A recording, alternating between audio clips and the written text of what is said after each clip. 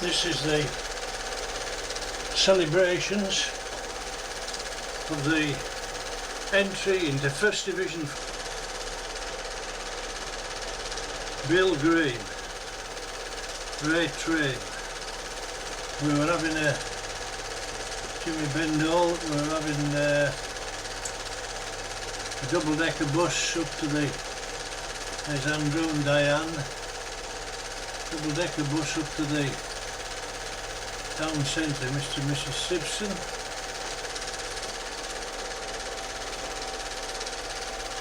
There's O'Neill.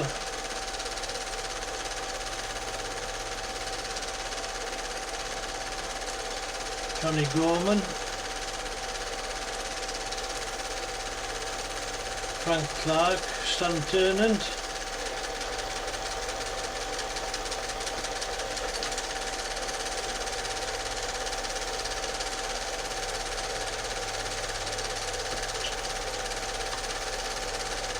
Now why the colour has changed I can't tell you.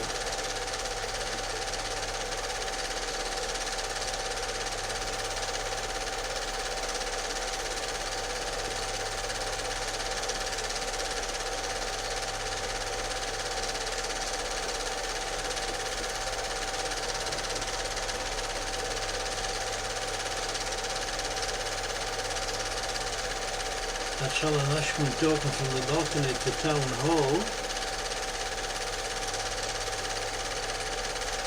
And why we've lost our colour, I can't, and why it's flickering, I just don't know.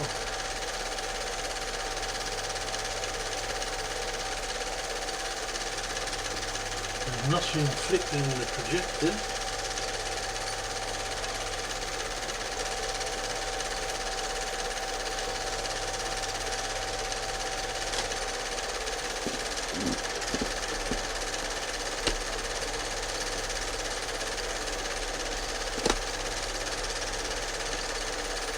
Nothing to do with that.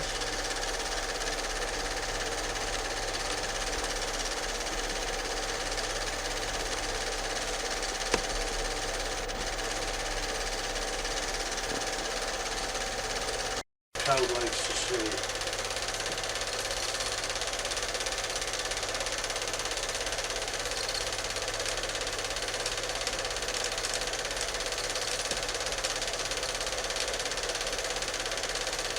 Now that wall, as I said, instead of doing the wall up, we just put a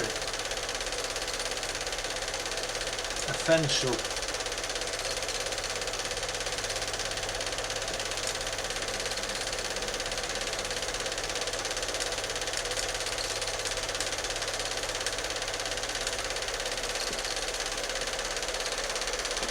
It's the view of the Civic Centre from the top of the grandstand. There's the tin fence going up, and there's the grandstand gradually getting filled up.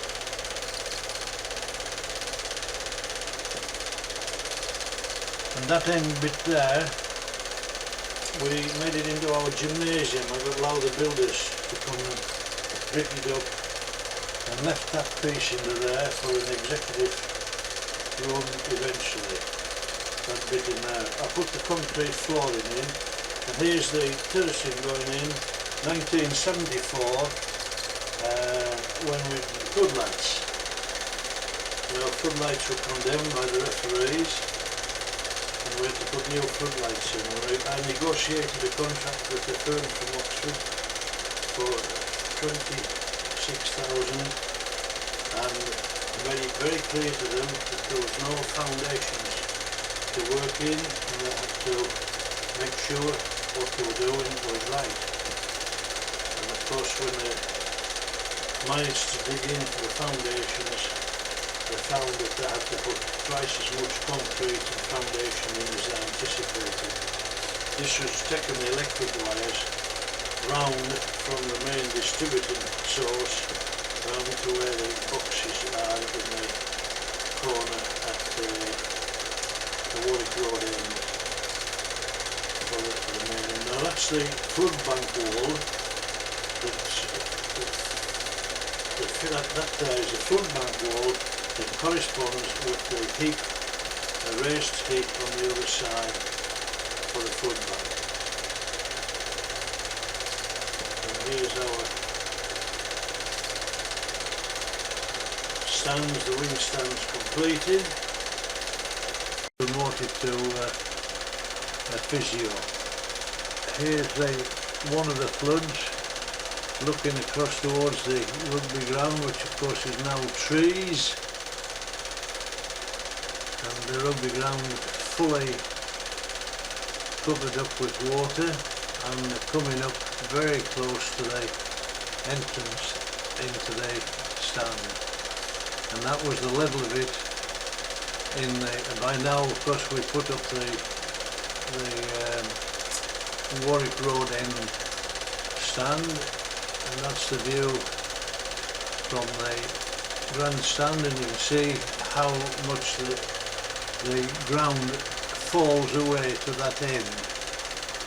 As I say again, you can see the wall, and that used to be, there's a little bridge across which was just a bog in there, and to my mind was probably a natural drainage once the floods had receded.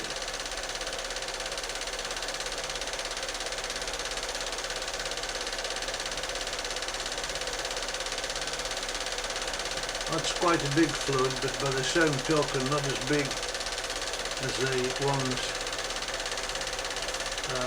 that we had in '68.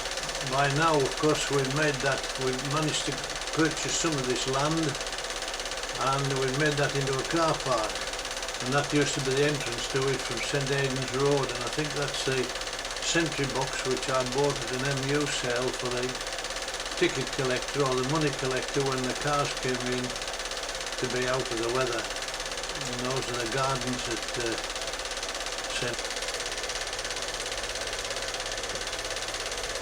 That's where the Fox's restaurant is now, up above that lot. And then of course we had the flood of 1968, which washed away our bridge at Llanwathby, but at the same time Brooklyn Park was isolated. We couldn't get anywhere near. It was full of water right up to the door. And that was as near as I could get. Just past one of those sentry huts.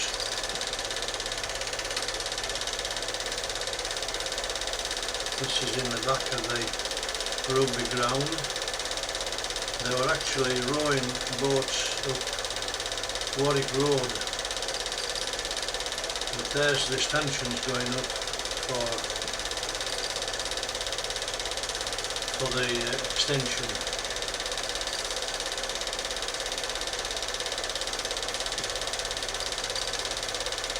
There's the rugby ground.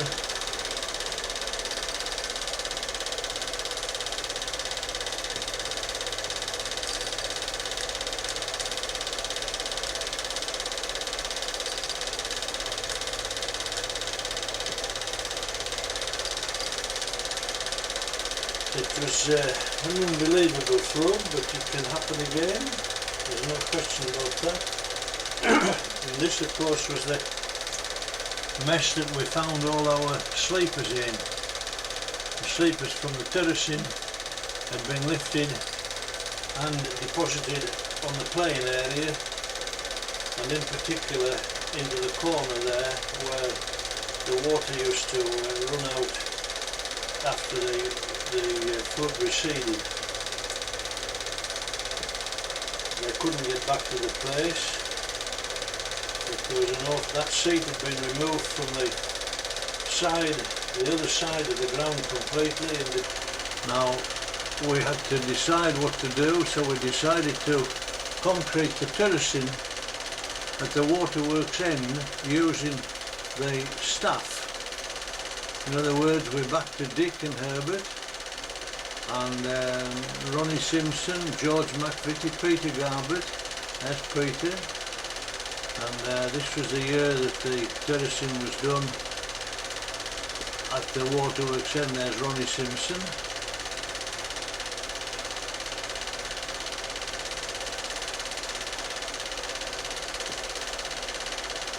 we thought we would be able to do it using the players, because this helps to keep the players fit. That's Mike Green, who was a bit of a golfer, I gather, by the looks of it. You know, for anybody to jump over, because it was wobbly, and there wasn't much chance of them being able to jump over.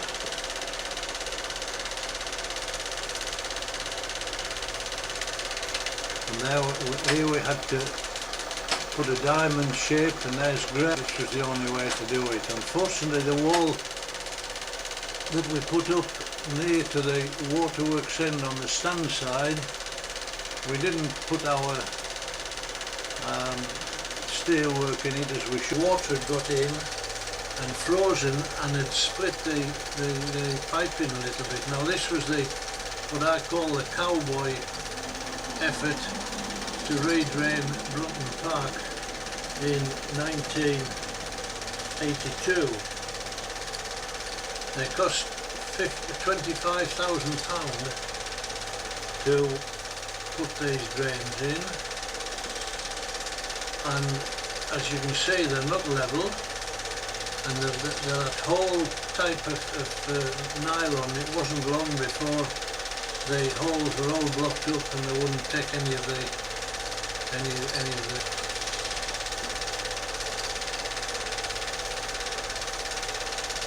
So you can see the pattern of the drains that were put in, and the one taken right down the